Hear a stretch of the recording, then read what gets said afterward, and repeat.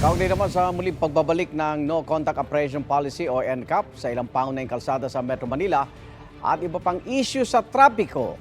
Baka panayam natin si Atty. Vic Nunez, Direktor ng MMDA Traffic Enforcement Group. Magandang umaga po.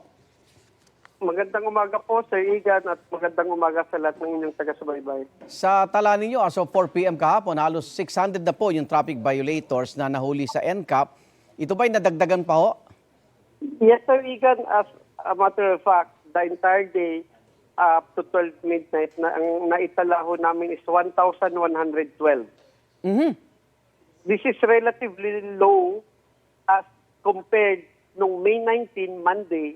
Ang naitala ho namin dyan, nung wala pang NCAP, lahat ng na-record naming violation is 3,900 plus. So halos 50% binaba.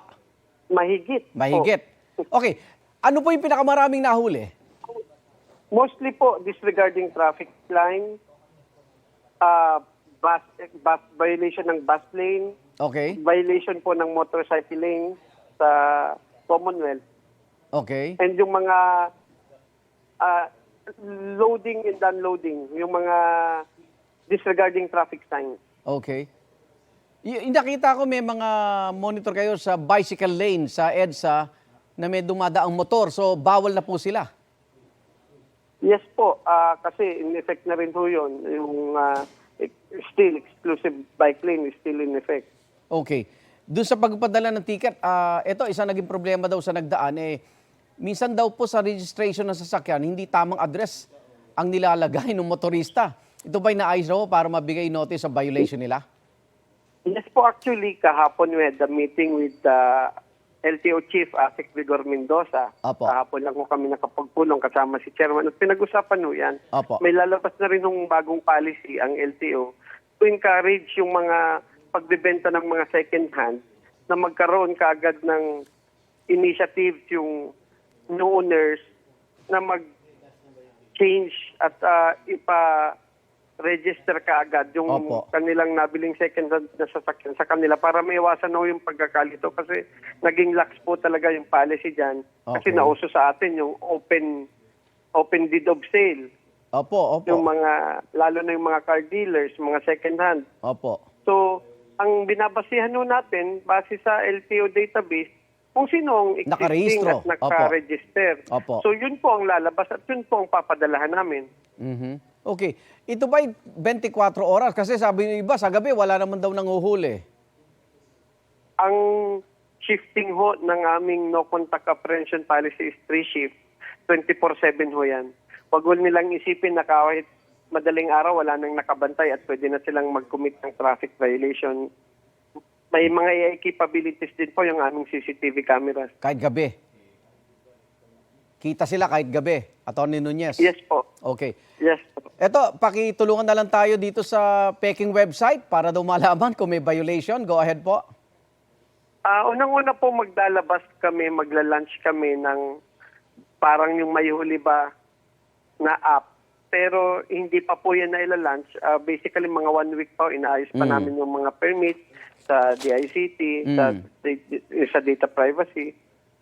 Rest assured po na ilalabas po namin yan yung legit and we'll make sure na mas mapapagaan at magiging mas convenient sa ating mga motorista yung pag-check at wala akong violation sa data privacy. Okay. Sa June 16, may dry run tayo ng odd-even number scheme kasabay ng regular number coding. Ngayon pa lang ho, nagsasabi, pahirap daw ito sa mga motorista, lalo na't meron lalabas 3 hanggang 4 na araw silang hindi makakabiyahe dahil pati Sabado na weekend kasama po. Pwede ho bang mabago pa yan o ito'y talagang ikangay pag-i-issue ng ticket ay magtutuloy na after ng dry run? Actually, yung dry run, it would extend up to 1 month. Okay.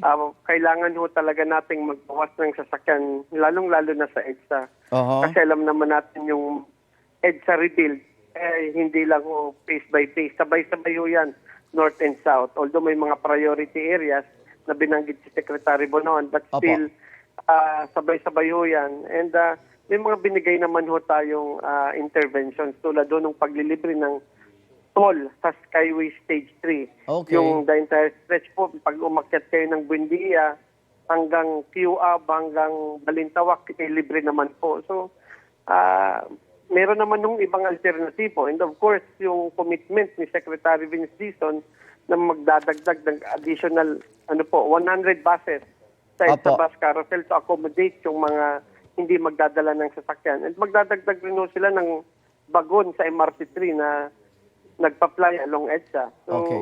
these interventions by the government and these initiatives might mitigate the impact ng traffic at yung perwisyo sa taong bayan. Exempted TNBS, tama ho ba? TNBS and public utility vehicles, Exempted mga Exempted naman hybrid po yan. electric vehicle.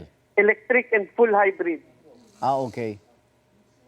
So sasabay ito sa pasukan, Atty. Nunez. Yes po, yung mga schools, yung may mga school bus po, exempted naman Exempted. po yan sa coding at number coding sa ad-even scheme. Okay. Ay, maraming salamat, Atty. Vic Nunez, Director ng MMDA Traffic Enforcement Maraming Group. salamat po. Sir Ingat po Igan. kayo. Good morning. Salamat. Igan, mauna ka sa mga balita, mag-subscribe na sa GMA Integrated News sa YouTube para sa iba't ibang ulat sa ating bansa.